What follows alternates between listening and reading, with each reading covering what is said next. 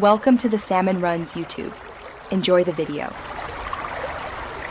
You start as an administrator. Make sure critical files are saved because we will alter taskbar behavior. Open Settings now, press Windows +I, choose Personalization, then Taskbar. If you prefer the mouse, right-click the taskbar and pick Taskbar Settings. Once done, check whether the taskbar is locked and what icons are pinned, because those details affect position changes and visual layout.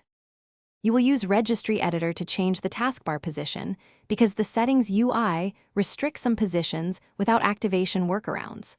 Open Regedit with Windows +R and run Regedit. Accept the prompt. Go to HKey current user /software /Microsoft /Windows /current version /Explorer /StuckRex3. Once there, select the settings binary. Once you save that registry edit, you must restart Explorer to apply it.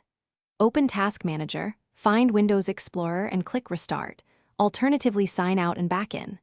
After the restart, verify the taskbar position and repin apps if icons shifted, then lock the taskbar again if you prefer. If the change doesn't take, revert the byte you edited and restart Explorer, or run sfc/scano to repair possible system file issues.